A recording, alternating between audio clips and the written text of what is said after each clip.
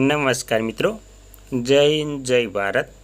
સ્વાગત છે તમારું આપણી YouTube channel government pension salary ઇન્ફોઇન્ટ ન્યૂઝમાં। તો મિત્રો, આજે આપણે વાત કરવાના છે કે ગુજરાત રાજ્ય સરકારના તેમજ વિધવા મહિલાઓ માટે જે સહાય જાહેર થઈ છે તેના વિશે। તો આખરે આ રાજ્ય સરકાર ઝૂકી વિધવા મહિલાઓની સહાયમાં કરાયો સૌથી મોટો વધારો। રાજ્ય સરકારનો નવો પરિપત્ર જાહેર। તો વિધવા મહિલાઓની થઈ છે મોટી જીત। તો હવે જે ગુજરાત રાજ્ય સરકારે આખરે વિધવા મહિલાઓ માટે જે સહાય જાહેર કરી છે તેના વિશે આપણે વિગતવાર જાણીશું।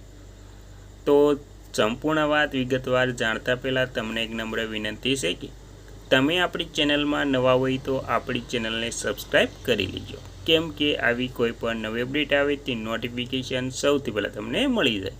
અને વિડીયો ગમે તો લાઈક કરવાનું ભૂલતા નહીં। તો વિગતવાર વાત કરીએ તો ગુજરાત સરકાર દ્વારા ગંગા સ્વરૂપા આર્થિક સહાય યોજના હેઠળ વિધવા મહિલાઓને દર મહિને ₹1250ની સહાય આપવામાં આવે છે।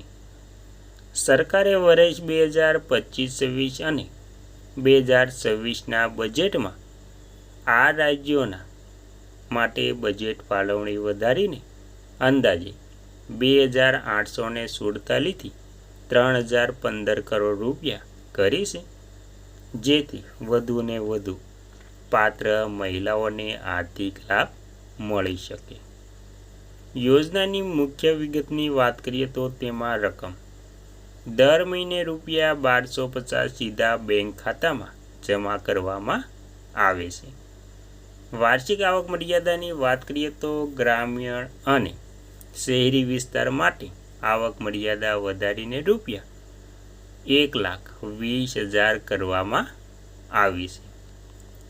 ત્યારબાદ વાત કરીએ તો બજેટ ફાળવણી।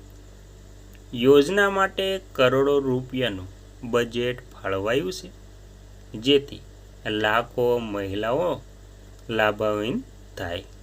તો આવી રીતે તમામ વિધવા મહિલાઓને જે 1250ની સહાય મળે છે તે તેમના બેંક ખાતામાં સીધી ડીબીટી એટલે કે સીધી ટ્રાન્સફર કરી દેવામાં આવે છે। અને વિધવા મહિલાઓને જે પેન્શન મળે છે તેમાં કોઈ બાંધછોડ કરવામાં આવતી નથી અને સીધા પૂરેપૂરી રકમ 1250 તેના ખાતામાં જમા કરી દેવામાં આવે છે।